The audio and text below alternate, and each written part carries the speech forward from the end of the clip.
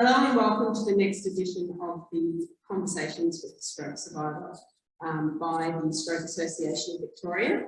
My name is Tamara Lalor and I'm joined here today by Trevor and Sue Bremner. Today are from Bendigo and they are here today to talk about Trevor's stroke. So it was March 2010, so almost 12 years ago, and Trevor was on his way to work.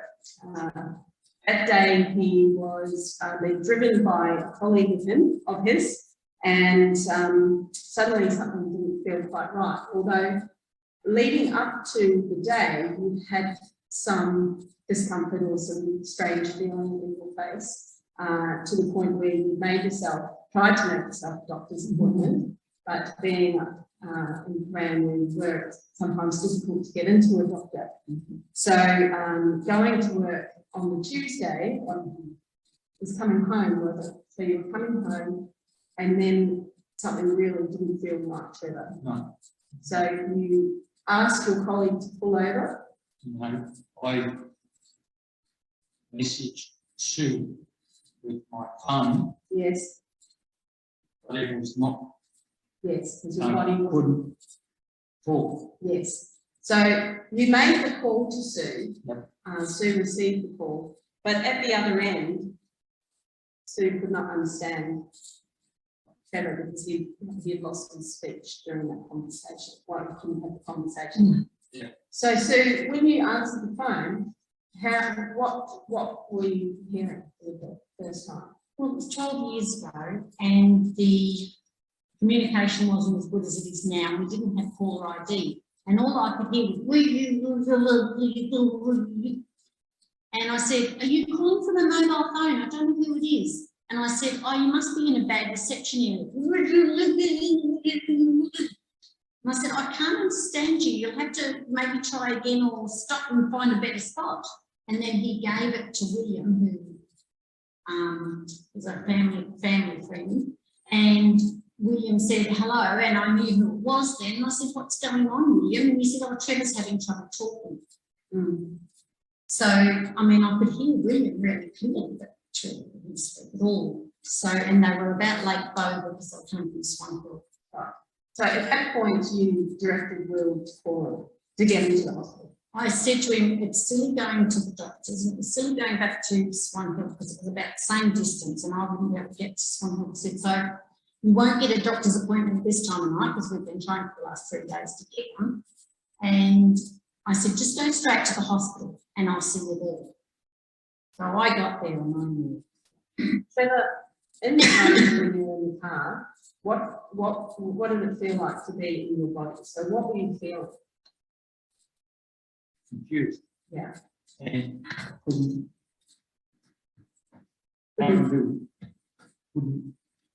move my leg and my arm. Did you feel any pain? Nope. No. Just numbness? Yes. Right. So you got to Korean Hospital and they fairly quickly knew what was potentially going on, and you were sent to Bendigo Hospital. Once you arrived in Bendigo, you received some further treatment, scans, I assume, and they diagnosed you with a stroke in Bendigo. From that point, how long were you in Bendigo for? And you were then sent to Melbourne at some point. So you want Okay. The day we went down there, the Korean hospital didn't muck around because Trevor was going like this in the car. yes. So you went in at the hospital. Yeah. And so I went in and called the nurse there. They weren't too did. And they were very quick at getting organised. By the time I went back in to see him after ringing his parents and knowing something was bad, they'd already had an IV in, had a catheter in, done an ECG, and called the ambulance to take him to Bendigo. Yes. Now, were you airlifted to Melbourne? No. So you went down to Melbourne. 3 days for the brain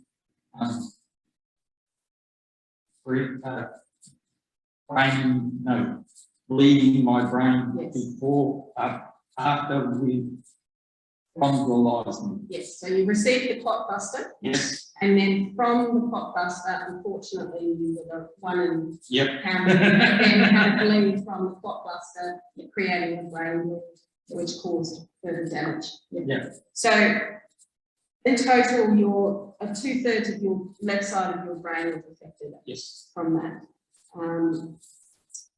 So as far as the outcome, as far as what was affected by your stroke, explain, Sue, Trevor, what were some of the long-term or the effects that you had since your stroke? Memory, fatigue, Yes. and I can do it, but I want to pace myself better. Yes. Speech. Yep. So you lost complete speech. Yep. I didn't know my name or Sue's name. The first one was coffee, milk, and sugar, please. Yes. And that took a couple of months to learn. Yep. When you lost your speech, Yeah. what were you feeling when you went to try and speak and there was nothing that could come out? So Yeah. that's frustrated. But yeah. Were you frightened or scared or No. no, just frustrated? Yeah. Yeah. There was also, my understanding, some weakness Yes. down your left side, right side of your body, and also no feeling or just numbness. You could move, Yep. but you couldn't feel. Correct. Right. So you then went into intensive rehab in Bendigo and for Yes. yes, and how for 4 weeks is it? Something like that. For 4 weeks. How did you find your rehab experience? Interesting.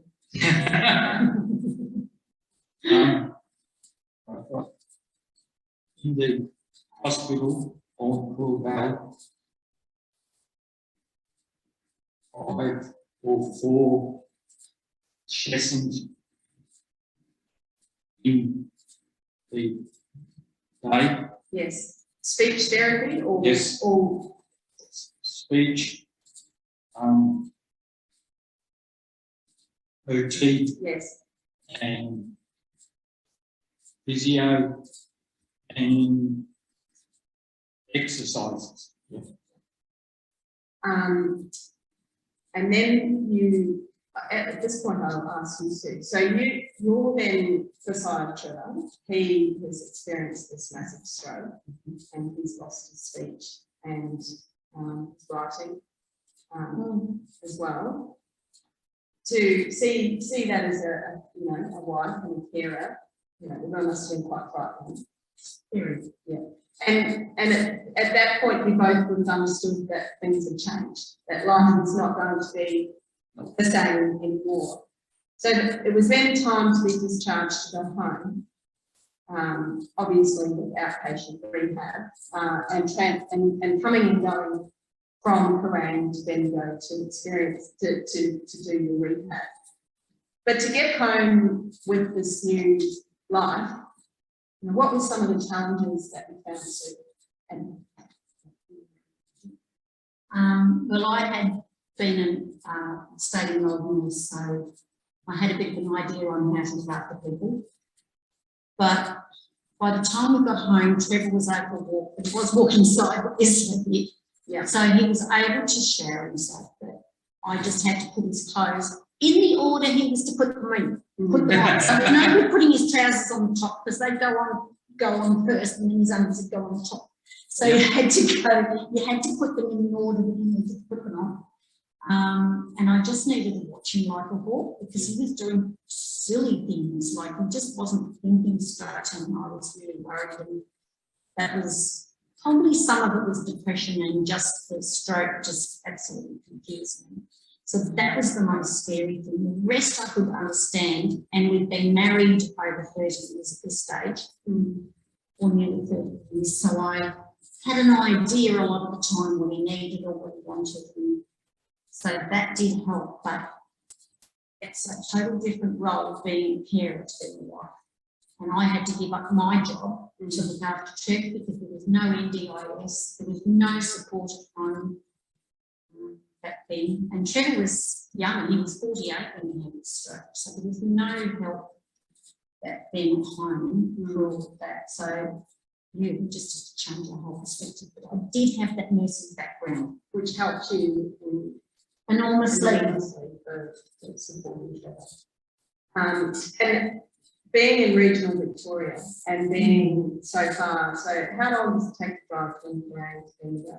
Right, well, when we were discharged, we were to come back to Bendigo for rehab because there was no speech therapist in Swan Hill, which was 45 minutes drive anyway, and there was no speech in Kerang except a school speech with kids. And so we had to come down to Bendigo. We came down twice a week, and it takes an hour and a half to drive down. Yes. So that's and an hour and a half home. So I can imagine fatigue being an issue with stroke. I can imagine fatigue also causing quite a few problems when you're having to travel down to rehab, and also recovery after. If you come down to rehab one day and the next day you're exhausted. So we made it twice a week that we came down. Speeches, we had to cover the main one. She was brilliant. And because we had to travel, Michelle,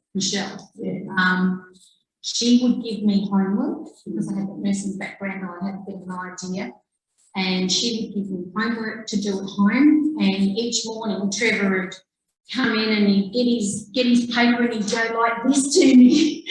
And I'd say, oh, you want to do your speech, do you? And he'd go, yes. And so we did it at home every day. But the days we came down to Bendigo, we had speech first while he was fresh, even though we had an hour and a half drive, which he tried to close his eyes on the way down. Yes, we'd do speech first. At my office looked like a kindergarten. We had all these posters, you know, like you would have up in a kindergarten or in a prep room, you know, with blends and sounds and vowels and all of this, and we would go through all of that every day. And then if he wasn't feeling too tired in the afternoon, he'd do the same thing, shove his papers underneath the nose, and he'd do, you know, 10 minutes in the afternoon. So speech therapy, I mean, considering you lost all of these things, the hard work that you put in and continue to put in into, so for years, you practice your speech every day. To get to the point now when you're 12, almost 12 years on, and you are able to speak, there are times that you get a little bit tired and find it a bit more difficult. But it really just goes to show that rehab is a lifelong experience. You've just got to keep pushing and keep doing it to really get those improvements. And I found that, you know, we'd be looking towards one goal for speech and we get to that one and you discover another one that he's got to learn, and then he gets to that stage, and even now you think, oh yeah, well, we've got to that stage, but then you try to learn something different, you know, something that we used to do before the stroke. It was easy like that. And he's just got a process, and it's just repetition, broken records.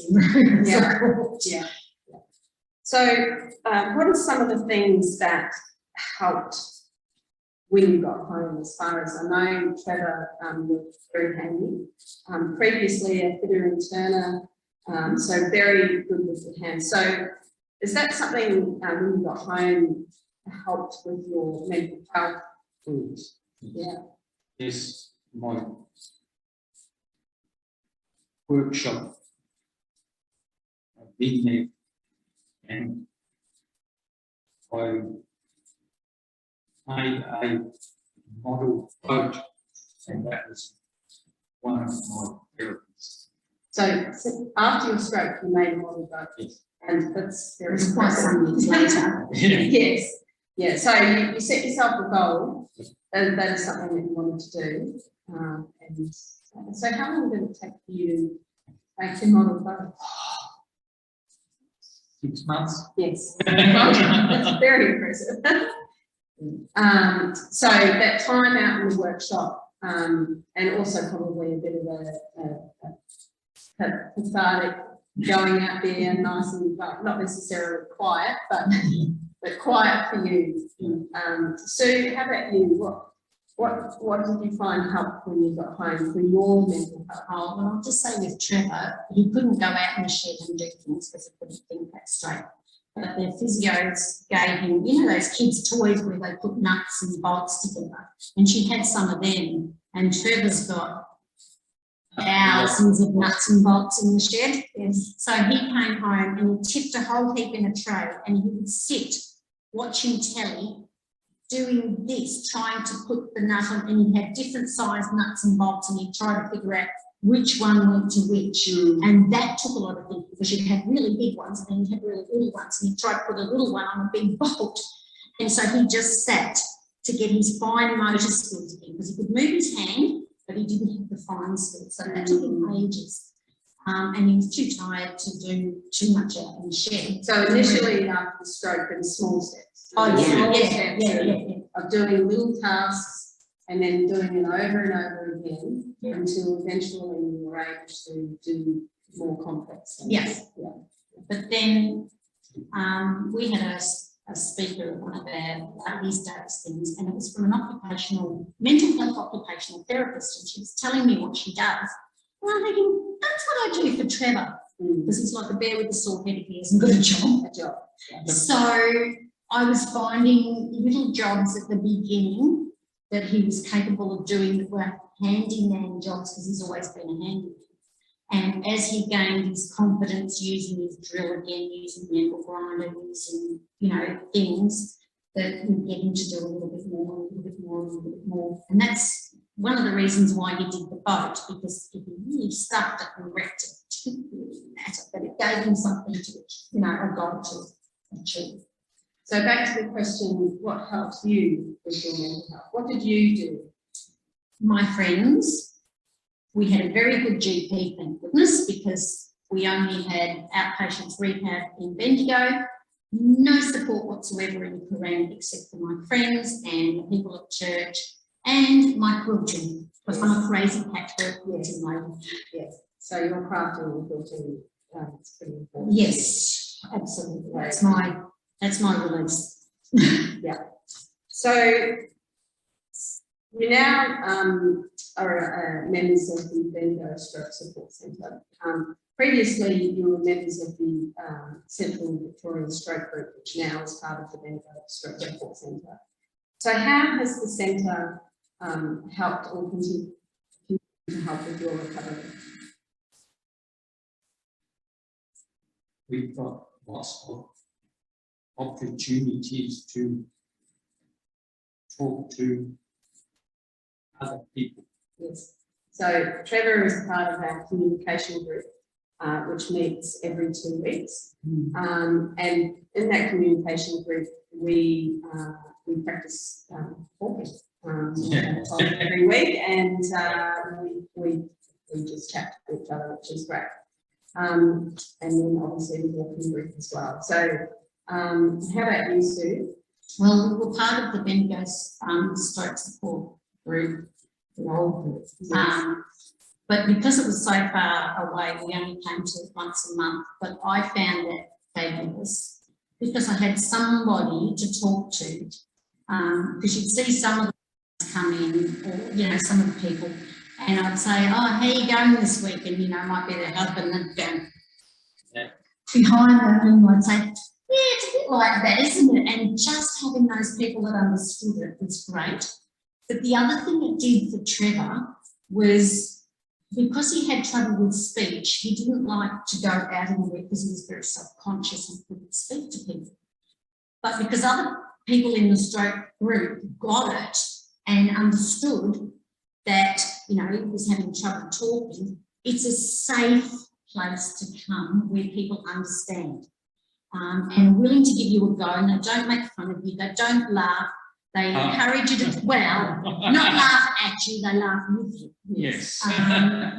Yes. So it's just a safe place to practice all of these things, and people will encourage you, and other carers give a lot of support and saying, oh yeah, this is and this, and we, you know, say, oh well, this helped Trevor when he was doing his, and oh somebody would say, oh this helped so and so, and just that extra support is brilliant, and Tamara's fabulous.